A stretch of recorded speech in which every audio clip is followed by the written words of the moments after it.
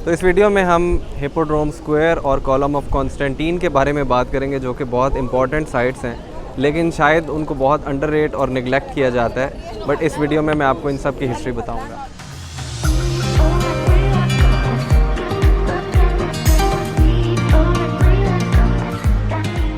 तो इस वक्त मैं तकसीम स्क्वायर के सामने मौजूद हूँ, जैसे कि आप देख सकते हैं। एंड यहाँ से मैं विज़िट करने जा रहा हूँ एक बहुत ही इम्पॉर्टेंट लेकिन बहुत ही निगलेक्टेड साइट, जो कि ओल्ड सिटी के अंदर मौजूद है। उसके आसपास जो मोनूमेंट्स हैं वहाँ पे लोग बहुत खुशी से जाते हैं, लेकिन शायद इस साइट को थोड़ा सा इग्नोर कर दिया जाता है। और उस जगह का नाम है हिप्पोड्रोम स्क्वायर। उसके अंदर क्या इंपॉर्टेंट चीज़ें हैं, उनकी क्या हिस्ट्री है, वो मैं आपको इस वीडियो में बताऊँगा। बट फर्स्ट मैं तकसीम से ओल्ड सिटी कैसे जाऊंगा पब्लिक ट्रांसपोर्ट यूज़ करके, आई विल शो यू। तो मैं तकसीम एरिया में ही स्टे कर रहा था, इसलिए मैं तकसीम से अपना जर्नी स्टार्ट कर रहा हूँ। एंड यहीं से बिल्कुल सामने आपको मेट्रो स्टेशन नज़र आएगा। वहाँ से मैं एक फनिकुलर लेके जाऊँगा डाउन हिल, क्योंकि तकसीम जो है वो हिल के ऊपर है। तो डाउन हिल यहाँ से एक फनिकुलर चलती है जिसका एक ही स्टेशन है और उसको कबताश स्टेशन कहते हैं। एंड वहाँ से चलती है एक ट्रैम जो कि आपको सीधा आया सोफिया मॉस्क के सामने उतारती है, और उस स्टेशन का नाम है सुल्तान अहमद मॉस्क। तो हिप्पोड्रोम स्क्वायर शायद इस्तांबुल की सबसे अंडररेटेड जगहों में से एक जगह है। मैं समझता हूँ कि इसको बहुत निगलेक्ट किया जाता है। ये एक खुला मैदान है बिल्कुल सुल्तान अहमद मॉस्क के साथ, और यहाँ पे जब रोमन्स हुकूमत किया करते थे तो हॉर्स चैरियट रेसेस कराया करते थे, और आसपास स्पेक्टेटर्स के बैठने की जगह भी होती थी, जो कि आज देखने को नहीं मिलती। तो वक्त के साथ साथ इसी मैदान के अंदर कुछ चीज़ें ऐड ऑन होती गई, जिनकी अलग अलग टाइम की हिस्ट्री है, और इस वीडियो में हम उन चीज़ों को डिस्कस करेंगे।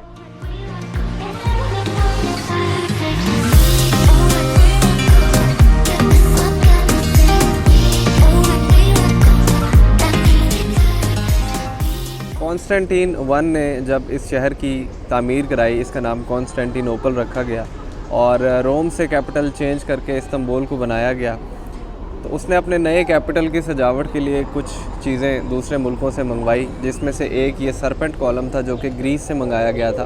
तो इस सरपेंट कॉलम की हिस्ट्री ये है कि 479 BC के अंदर एक जंग लड़ी गई थी ग्रीक एम्पायर और पर्शियन एम्पायर के बीच, जो कि ग्रीक्स जीत गए थे। उस जीत की यादगार में ग्रीक्स ने एक सरपेंट कॉलम बनवाया था, जो कि 8 मीटर लंबा था, और डेल्फी के अंदर टेंपल ऑफ अपोलो के सामने इसको इंस्टॉल किया गया था। और इस कॉलम के टॉप पे 3 सांपों का मुंह बना हुआ था। एक्चुअल में अभी जो आपको ये सरपेंट कॉलम नज़र आ रहा है, ये टूट चुका है, अपनी असली हालत में नहीं है, और अभी आपको सिर्फ करीब 5 मीटर्स का नज़र आता है।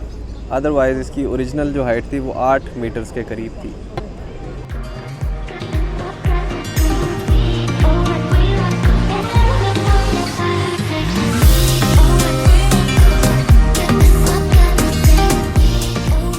तो इसी स्क्वायर के अंदर एक और इम्पॉर्टेंट चीज़ है, ओरिजिनल इजिप्शियन ऑब्लिस्क। इससे पहले कि मैं आपको ये बताऊं कि ये यहाँ कब और कैसे आया था, आपको ये बताता हूँ कि ऑब्लिस्क होता क्या है।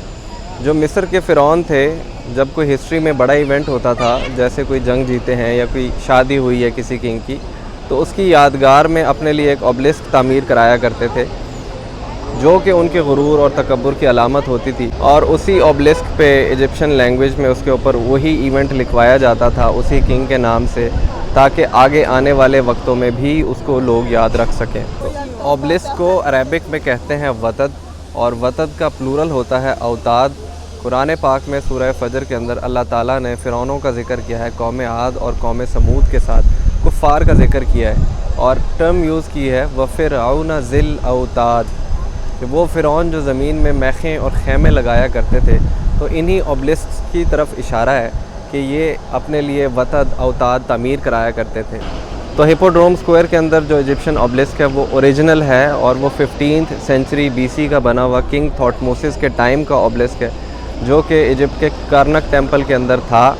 कर्नक टेम्पल लक्सर सिटी के अंदर आता है, एंड वहाँ से इसको मंगवाया था किंग थियोडोसियस ने, जो कि 4th सेंचुरी में मंगवाया गया था, और यहाँ लगवाने के लिए ही उसको मंगवाया गया था। और इसको 2 हिस्सों में काट के एक शिप में डाल के यहाँ पे ट्रांसपोर्ट किया गया था, एंड देन यहाँ लाने के बाद इसको रीअसेंबल किया गया था।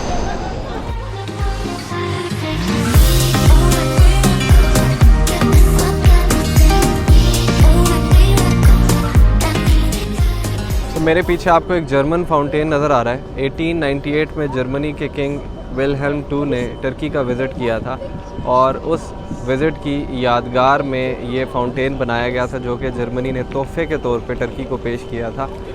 इसको जर्मनी में ही बनाया गया था छोटे छोटे पीसीज में, और फिर यहाँ ला के असेंबल किया गया था, और इसकी 3 साल बाद 1901 में इनाग्रेशन हुई थी। तो इस फाउंटेन में 8 मार्बल के कॉलम्स हैं और अंदर छत पे जो आपको मोज़ाइक्स नज़र आ रहे हैं वो गोल्ड प्लेटेड हैं। तो उस जर्मन किंग के विज़िट का पर्पज़ ये था कि बगदाद रेलवे के नाम से उसने एक प्रोजेक्ट स्टार्ट करना था कि एक ट्रेन बर्लिन से स्टार्ट होके पर्शिया तक जाएगी और फिर पर्शिया के थ्रू ब्रिटिश इंडिया तक जाएगी, और उसी ट्रेन के थ्रू जर्मनी अपनी एक्सपोर्ट्स और ट्रूप्स और आर्टिलरी को ट्रांसपोर्ट करना चाह रहा था दूसरे कंट्रीज़ में।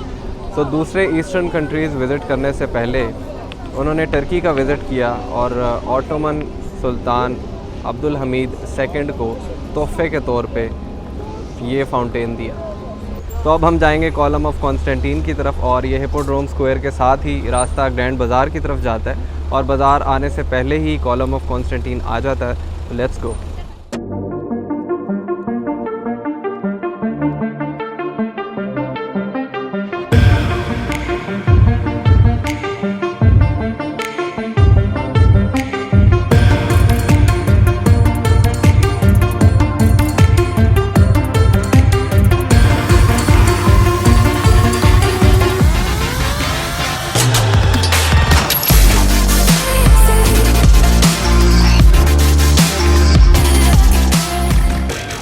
तो इस वक्त मैं ग्रैंड बाज़ार के करीब हूँ और मेरे पीछे है कॉलम ऑफ कॉन्स्टेंटीन।